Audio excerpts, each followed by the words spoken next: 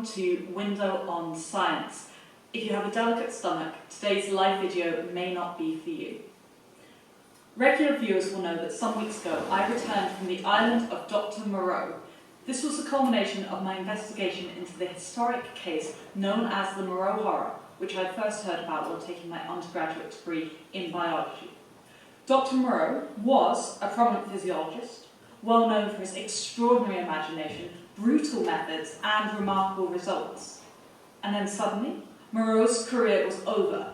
A dog, flayed and horribly mutilated, escaped from his house in London. The newspapers got hold of the story, and Moreau had to flee the country. And this all happened about 10 years before I heard about it. But I wanted to know what had happened to Dr. Moreau. After a close call with death at sea, I found his island, and I found out.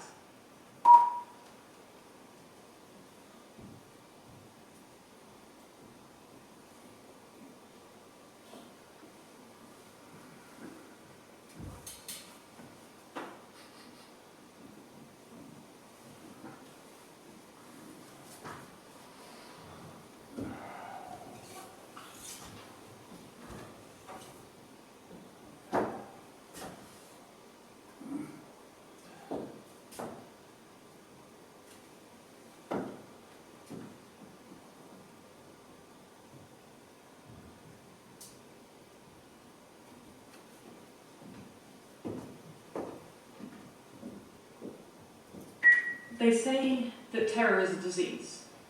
At any rate, for several weeks now, a restless fear has dwelt on my mind. Such a fear as a half-tamed lion cub may feel. I fear I may have caught some of the wildness of my companions on Dr. Moreau's island. My return to mankind has not brought the sympathy and confidence I had expected. No one will believe my tale, and instead I find a strange enhancement of the uncertainty and dread I felt on that island. My terror takes the oddest form. I look about me at my fellow men, and I go in fear. I see faces, keen and bright, others dull and dangerous, others unsteady and insincere, and I feel as though the animal was once again surging up through them. And I'm once again on the island on that dreadful day. I hear a short, sharp cry behind me and the sound of something falling heavily, and turning, I see an awful face rushing upon me. Its face seamed with livid scars, red drops starting out upon it, and its livid eyes ablaze. I put up my arm to defend myself, and this thing, swathed in lint and with bloody bandages fluttering about it, leaped over me and hurtled towards the beach. The terror of the island will never fully leave me. And now it's nearly time to talk to Dr. Moreau. He has agreed to this conversation via video link, and it's the first time we've spoken since I left his island, and he's agreed to it in order to explain the nature of his work and his justification for it.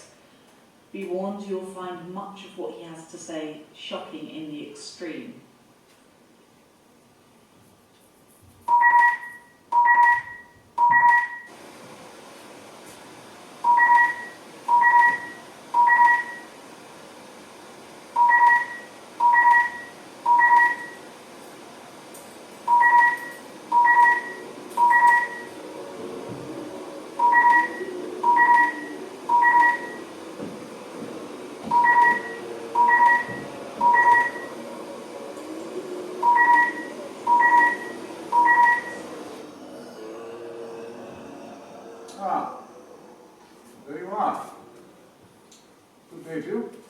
I appreciate your punctuality. It is a virtue little practiced in these decadent times. Good day to you, Dr. Moreau. Thank you for agreeing to this call. I'm sure my viewers will find it fascinating to learn more about your work. I do hope so. Welcome all to what my creatures have learned to call the House of Pain, or my Bluebeard's Chamber, as I believe you refer to it, before departing without giving me a chance to explain myself. We are here today to rectify that, Doctor. Ah, well, it is nothing so very dreadful really to any sane man or woman, as I'm sure you will discover very shortly. I welcome this opportunity to enlighten you and your audience as to the actual nature and purpose of my work here. You will find your sojourn here a great deal more tolerable if I keep the camera temporarily averted from the operating table. I have no doubt that what you were shown before more than satisfied your curiosity, and I do not wish to frighten away your viewers before I've had my say. I think it only fair that I provide them with some background information and balance before I begin. Can you still hear me?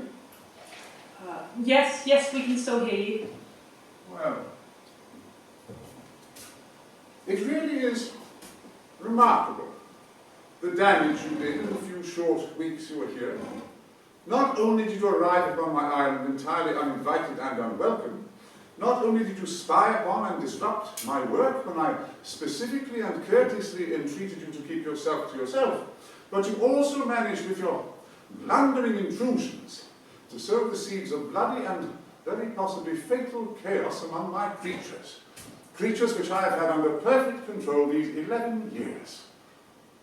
Well then, having planted the maggot of rebellion in the brains of my Calibans, it is only right and proper that you should learn a little something about their Prospero. It's time I told you just what it is that you have so recklessly brought to the brink of destruction. You imagine, in your hysterical self-righteousness, that I have upon some sadistic and pointless whim been butchering human beings? Yes, that is what I believed, but I of course now know that... Indeed. Now, despite your all too evident stupidity, I assume you retain some vestiges of school Latin. Yes, a little. I would remind you that my degree was in biology. Splendid, very well. Now, he non sunt homines, sunt animalia, qui nos habemus vivisectit. Your fears, that is to say, were entirely misplaced. And by the by, I must warn you that this is the last I shall do to oblige you, and any interruptions to my physiological lecture will do nothing to ameliorate my feelings toward you. Have you examined the photographs I sent you? Yes, I have. And you admit that the vivisected human being, as you call it, is, after all, only a puma? It is the puma, still alive, but so horribly mutilated that it looks far more like vile Moreau. Oh, never mind that. Spare me these youthful horrors. I would remind you that when you were found adrift, the only survivor of 4 who had been in the boat, the gunwale of that boat was vividly marked with blood stains. Don't be absurd. You have absolutely no evidence. As you say, it is remarkable how readily we misinterpret that which we do not understand. As an obvious instance, are you aware that the puma screams not merely when experiencing pain, but also when searching for a mate? And so, to the matter in hand. You admit that it is a puma that you saw? Yes. Good. Now, be quiet. The animals which you saw here were, in actual fact,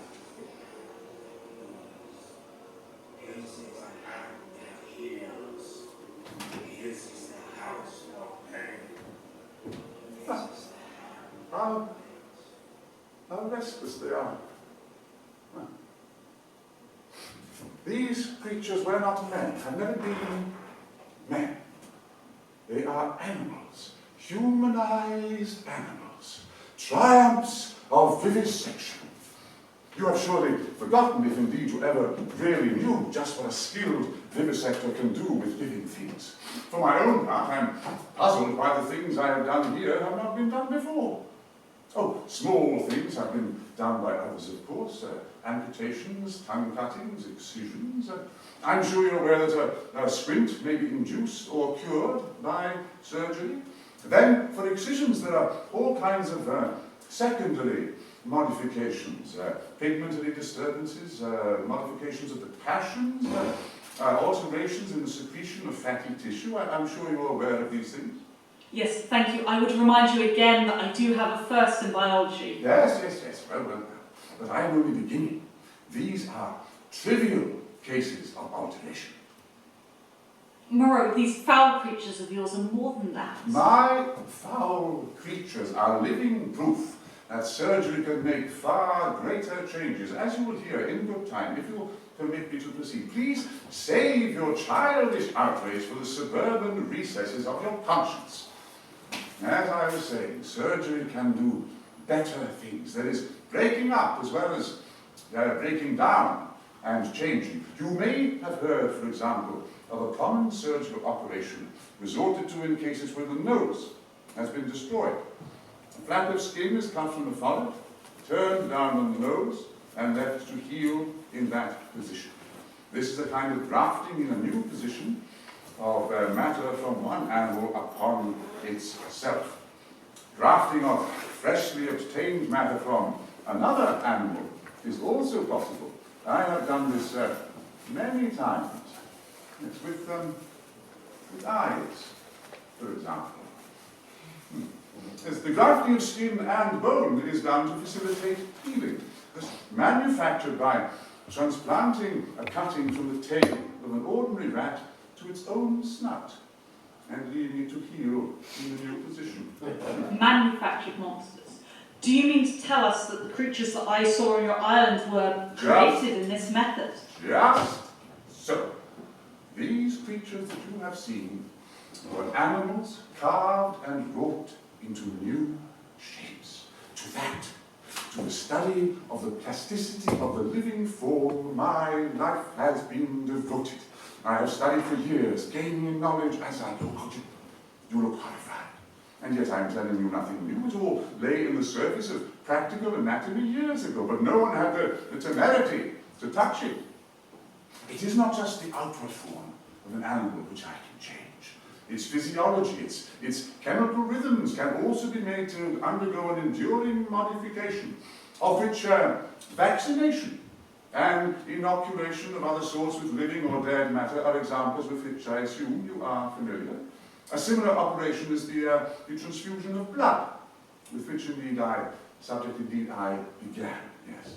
But these are all familiar cases. Less so, and probably far more extensive, were those operations carried out by the medieval practitioners who made dwarfs, beggar cripples, and show freaks, monsters contrived, yes. Some vestiges of whose art remain in the preliminary manipulation of contortionists and what are known as gaffed freaks. Victor Hugo gives a splendid account of their actions in his novel The Man Who Smiled. Moreau, this is barbaric and surely irrelevant. You told me you hadn't operated on human beings. But perhaps my meaning grows plain now. You begin to see that it is possible to transplant tissue from one part of an animal to another, or from one animal to another, to alter its chemical reactions and methods of growth, to modify the articulation of its limbs, to change it indeed in its most intimate structure. And yet this extraordinary branch of knowledge has never been systematically sought as an end by modern practitioners until I took it up.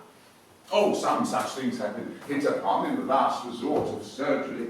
All the kindred evidence that will occur to you was demonstrated, as it were, by accident, by tyrants, by criminals, by the breeders of horses and dogs, by all kinds of undisciplined, clumsy-handed men working towards their own immediate ends. Dog breeders are given prizes for their grotesquely unhealthy hybrids. And there are very fine people who have elevated systematic breeding into a creed and adorned it all with propaganda. I was the first one to take up this question truly armed with a scientific knowledge of the laws of growth. Yet one would imagine it must have been pursued in secret in the past, in the vaults of the Inquisition, for example. Though no doubt their chief aim was artistic torture, but some at least of the inquisitors must have had a touch of scientific curiosity. But these things you have made, these animals of yours, Moreau, they talk. Why, certainly they talk. The possibilities of vivisection do not stop at mere physical metamorphoses. A pig may be educated. The mental structure is even less determinate than the body.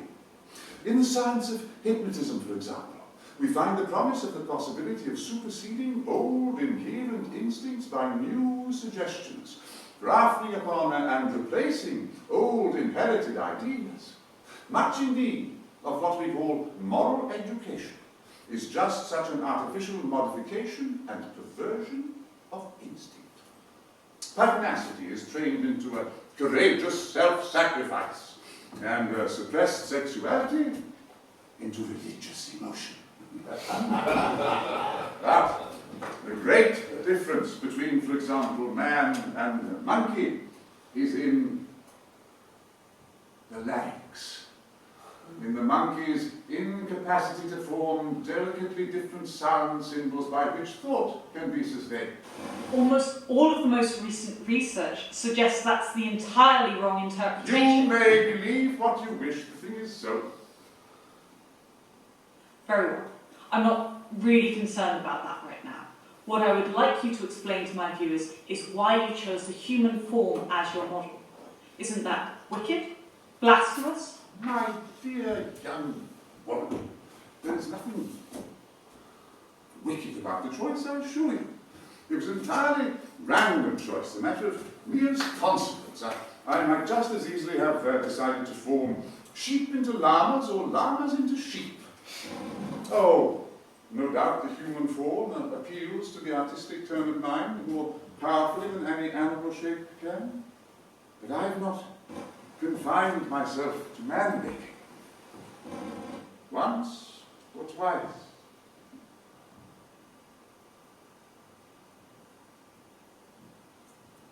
Moreau?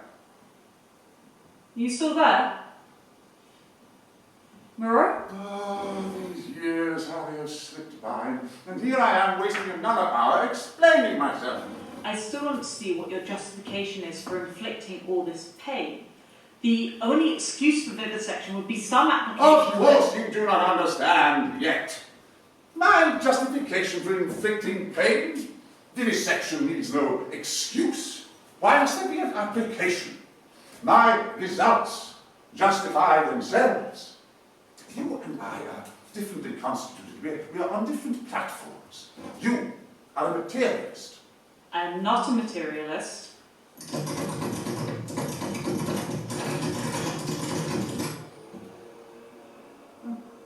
They are restless today. What is the law? What is the law?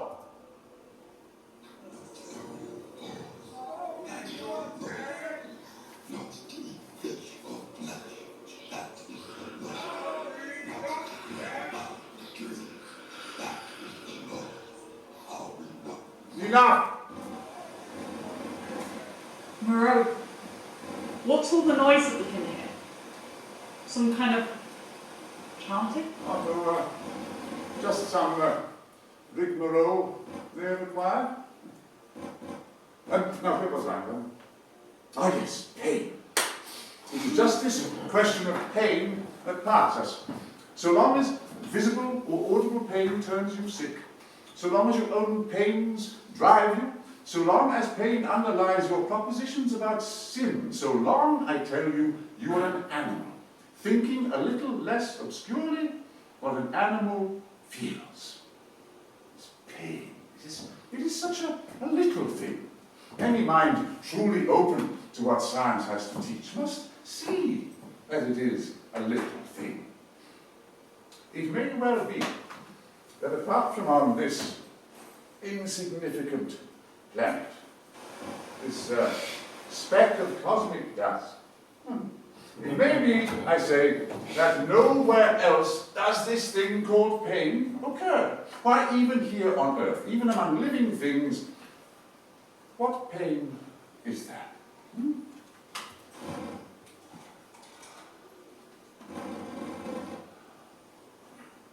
No doubt you have seen that before. It does not hurt a pinprick. But what does it show? The capacity for pain is not needed in the muscle, and it is not placed there. It is but little needed in the skin, and only here and there over the thigh is a spot capable of feeling pain. Pains merely are intrinsic medical advisor, there to stimulate us and warn us. Not all living flesh is painful, nor is all nerve, not even all sensory nerve. There's no tainted pain, real pain, for example, in the sensations of the optic nerve. If you wound the optic nerve, you merely see flashing lights, just as disease of the auditory nerve merely means a humming or a whistling in our ears. Plants do not feel pain, nor do the lower animals. It's quite possible that such animals as the starfish and the crayfish do not feel pain at all. Then, with men, the more intelligent they become, the more intelligently they will look after their own welfare, and the less they will need the goad of pain to keep them out of danger. I never yet heard of a useless thing that was not drowned out of existence by evolution sooner or later, did you? And pain is surely useless. One of my viewers has just raised a very interesting point about those with congenital analgesia. Those who experience no pain at all can do themselves appalling amount of damage. Surely, therefore, pain does serve a useful function. Well, I am a religious man, Benwick, as every sane man or woman must be. And it may be, I fancy, that I've seen more of the ways of this world's maker than you. For I have sought his laws in my way all my life, while you, I understand, have been collecting butterflies. Yes, pain, pleasure and pain. And I tell you, pleasure and pain have nothing to do with heaven or hell. This store, which men and women set by pleasure and pain, frankly, is the mark of the beast upon them, the mark of the beast from which they came. Pain and pleasure. They have no part in us unless we remain wriggling in the dust. You see, I have gone on with this research just the way it led me. That is the only way I ever heard of true research going. I asked myself a question, devised some method of obtaining an answer, and found a new question. Is this possible or that possible? You cannot imagine what this means to the investigator. What an intellectual passion grows upon him. You cannot imagine the marvelous abstract delight of such intellectual desires. The thing before you is no longer a fellow animal, a fellow creature, but a problem. Do you know what it means to feel like God? Surely God would feel some kind of sympathetic pain. Sympathetic pain? All I know of that is something I used to suffer from years ago. The one thing I wanted was to find out the extreme limit of plasticity in a living shape. But what you're doing is pointless, mad. It's an abomination. Abomination? I will not ask you again to leave off these schoolboy horrors. If morality means nothing to you, then what about the ethics? Listen to me. Learn from me, if you wish truly to be a scientist. To this day, I have not troubled with the ethics of the matter. The study of nature makes a man at last as remorseless as nature. I have gone on, not paying heed to anything but the question I was pursuing. And the products have gone on to gradually populate this island. Now, have me surrounded and penned in here. surrounded. Are you in danger?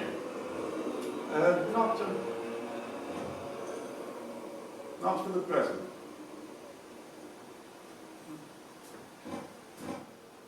It's nearly 11 years since we first came here with our 6 natives.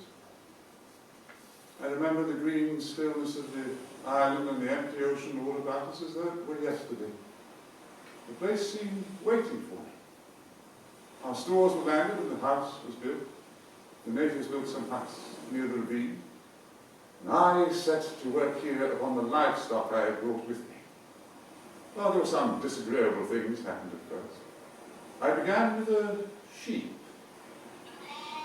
and after a day and a half, killed it with a slip of the scalpel. Then I took another sheep, and made a thing of pain and fear, and left it bound up to heal. When I had finished with it, it looked quite human to me.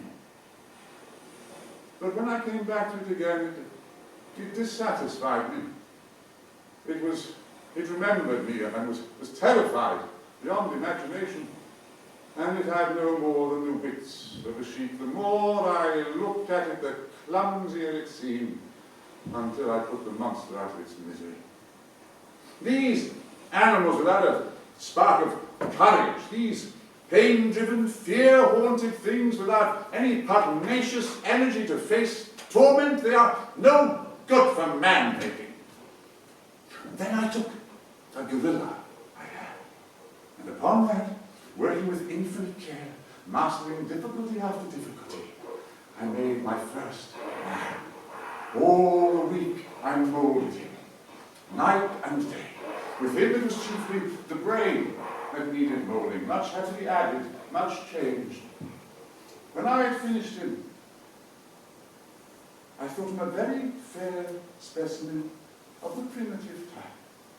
It was only once his life was assured that I left him for a while so as I might rest. But when I came back here again, I found my assistant, much as you had been. He had heard some of the cries as the thing grew human, cries like those that you had found so disturbing. I didn't take him into my confidence immediately. And the natives too had realized something of the matter. Oh, they were terrified out of their wits by the sight of me. I won my assistant over in a way, but I and he had the hardest job to prevent the natives deserting. And eventually they did, and so we lost the yacht. And what happened to the gorilla, your first man? I spent many days educating the brute. Altogether I had him for 3 or 4 months. I taught him the rudiments of English, gave him some ideas of counting. I even made the thing read the alphabet, but at that he was slow, though I met with men slower. He began with a clean sheet mentally, had no memories in his mind left of what he had been. When his scars were quite healed, and he was no longer anything but somewhat stiff and painful, he was able to converse a little, and so I took him out and introduced him to the natives as an interesting stowaway. And they believed you? Oh, they were horribly afraid of him at first, which offended me rather, for I was conceited about him. But eventually they received him and took his education in hand. He was quick to learn, very imitative and adaptive, and built himself a hovel rather better, it seemed to me, than their own shanties. One of the natives was a bit of a missionary, and he taught the thing to read, or at least to pick out letters, and gave him some rudimentary ideas of morality. But it seems that the beast's habits were not all that is desirable. I rested from work for some days after that, and was in the mind to write an account of the whole affair, to wake up English physiology. Then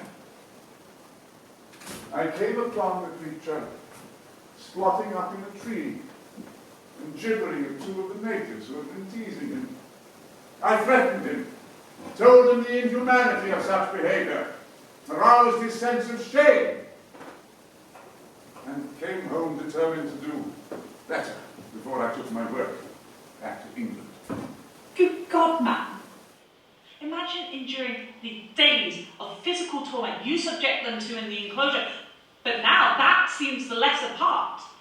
Before, they were creatures, their instincts adapted to their surroundings and as happy as living things may be. But now, they stumble in the shackles of humanity, fretted by laws they cannot understand, and their entire existence becomes one long internal struggle, one long dread of you. And for what? For what, Moreau? If you had any intelligible purpose. It's the wantonness of it that's so disgusting. As I was saying, I resolved to do better, and I have been doing better, but somehow the things always fall back again. The stubborn beast flesh, day by day, grows back again. But I mean to do better still. I will conquer that, this humour. And that's the story. All the natives are dead now. One fell overboard of the launch, one died of a wounded heel, he poisoned somehow with plant juice. 3 of them went away in the yacht, and I suppose, I hope, were drowned. It wouldn't do, you know, for them to. The last one was killed. But I replaced them.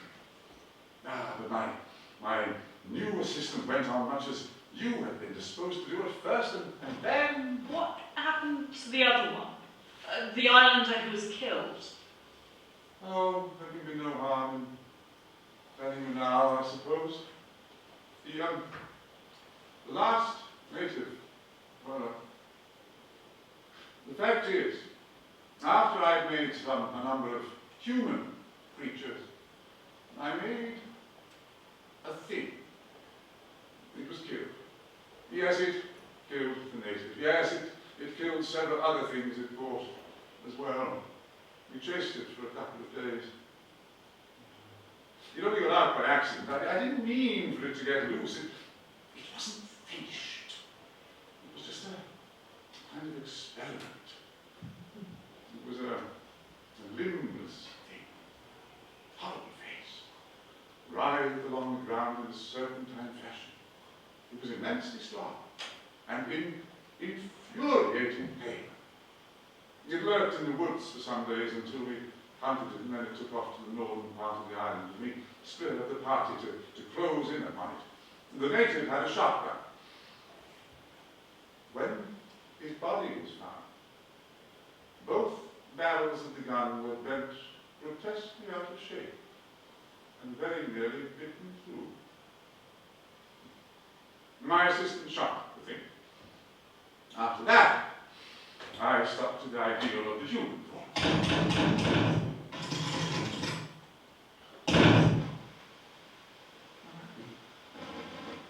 Moreau? Dr. Moreau? Yes, so for 20 years altogether, including 9 in England, I've been going on.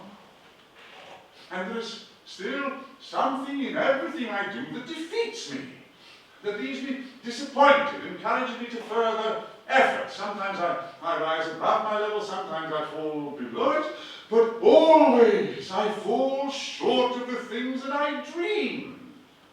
Oh, the human form I can get now almost with ease, so that it is lithe and graceful or thick and strong, but there is often difficulty with the hands and the claws. Troublesome things that I dare not shape too freely. But it is with the subtle grafting and reshaping one must needs do to the brain that my chief trouble lies. Often the intelligence is oddly low, and there are unaccountable dead ends, unexplained gaps. So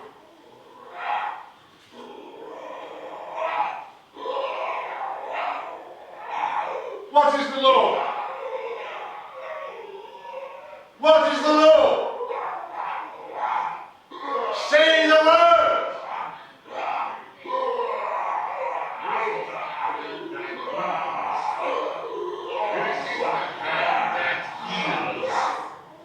This is the house of pain. Moreau, what's happening outside? Is there trouble? Are you well, they are. Very restless, very restless indeed. No matter. What was that?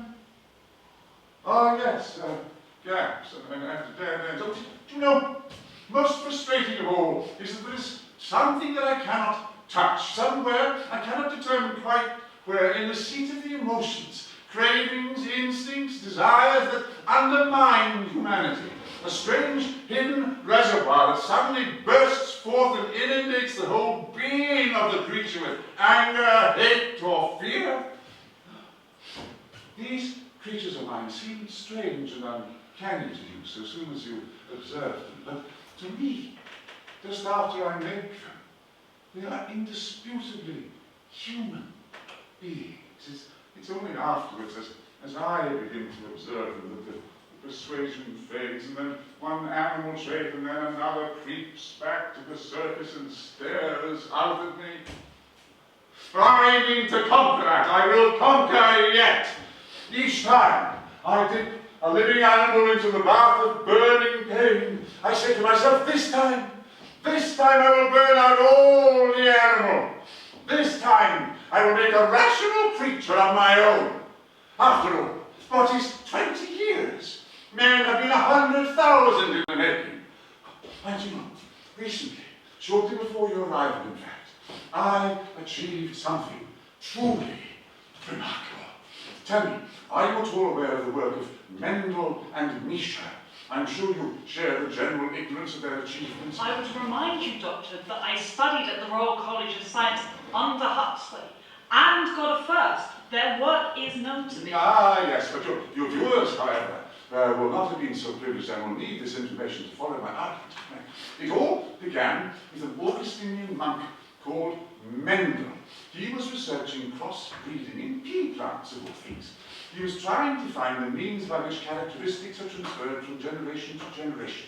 He was very successful and eventually published a paper in which he revealed his discoveries. And he coined the terms recessive and dominant in relation to traits, and described the action of these invisible factors in creating visible traits in a predictable manner. Now, this was read by Herr Misha, a Swiss physiological chemist. He was conducting research into the protein component of white blood corpuscles. Now, his research took a fresh dimension. During one experiment, quite by accident, he came upon a substance with an unusual chemical structure, unlike the proteins for which he was searching. Quickly, Mendel realized he had discovered a new substance, the very stuff of life. He called it nuclein. I have borrowed and adapted Thomas Carlyle's coinage and referred to it as genetic matter. And what have I done with this genetic matter? I have isolated the nuclein which affects brain development in human beings. This may well arrest the tendency to revert. After some unsuccessful experiments in which I injected this matter into animal fetuses, it was obvious that I must work on something fully formed, and that is what I have done. This puma of man, she is my first really successful woman, and the genetic experiment has been successful with her too. Who knows what might not now be achievable? The possibility of cross-breeding rears its greedy little head. Moreau, you can't. You wouldn't. Oh, I feel I'm drawing near to the stronghold of knowledge. Or is it the dark tower toward which I come? For they do revert, you see. So soon as my hand is taken from them, the beast begins to creep back, begins to reassert itself again. And then you cast them out, struggle and blunder, and at last die in pain. I throw them out when I begin to feel the beast in them resurrecting, and they wander off and join the others. Ah, they live in dread of this house and me. Well, there's a kind of travesty of humanity out there. My assistant realized it, and he interfered in their affairs. He even trained one or two of them to our service. He was ashamed of it, but I think he half liked some of those beasts. Well, his business now, right? They only sicken me with a sense of failure. I take no interest in them. No, I suppose they have a kind of a mockery of a rational life. Poor beasts. They have something called the law. Oh, but you know that already. And they sing strange hymns of all you've heard. And they have their witless chanting. They build themselves their dens and they pick fruit and gather herbs. Marry, even. But I see through it all.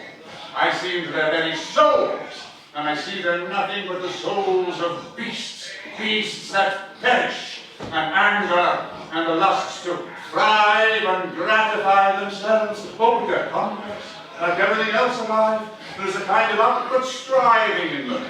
Part conceit, part vanity, part waste sexual emotion, part waste curiosity. It only mocks me.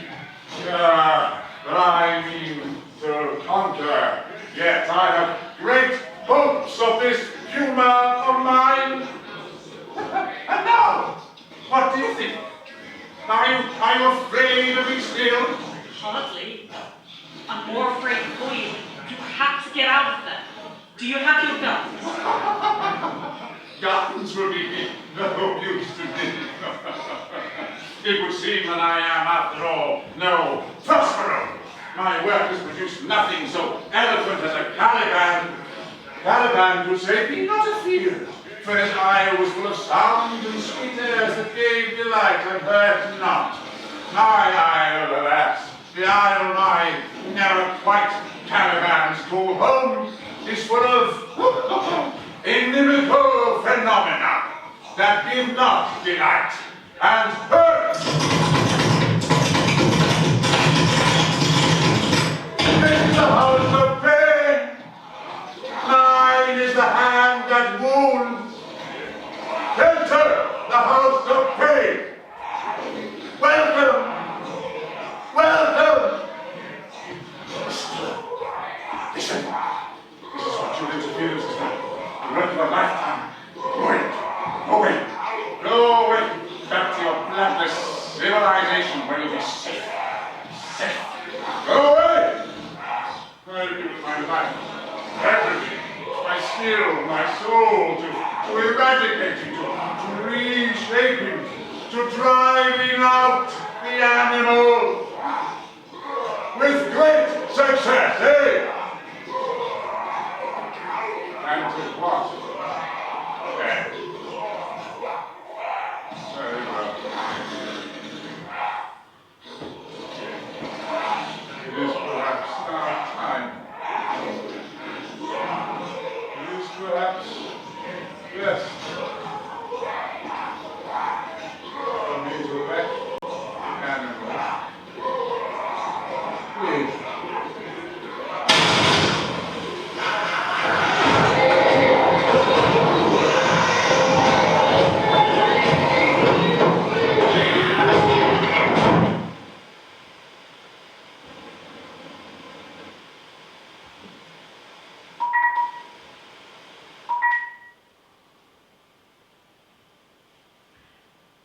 Hello and welcome to Window on Science.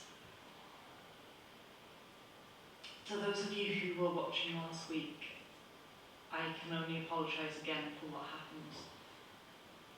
To those of you who weren't watching, you will have probably heard, so this week's episode will be very short and my last. Thank you for watching until now. For several weeks since my return from Dr. Moreau's Island, and especially since last week's, I have found myself grappling with my terror. I go out and furtive women seem to mew at me, prowling men glare hungrily at me.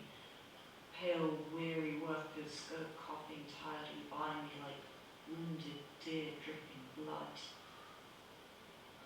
People in buses and trains seem no more my fellow men than dead bodies would be.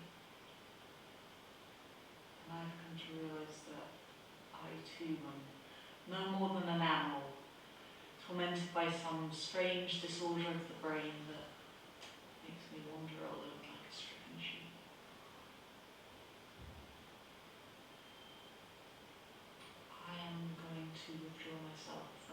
confusion of cities, the terror of crowds. My days will be spent reading, and I'll pass clear nights in the study of astronomy.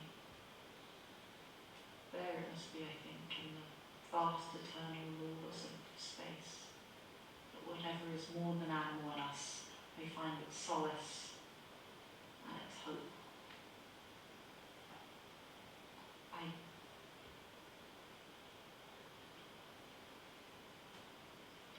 I have lost faith in the sanity of this world.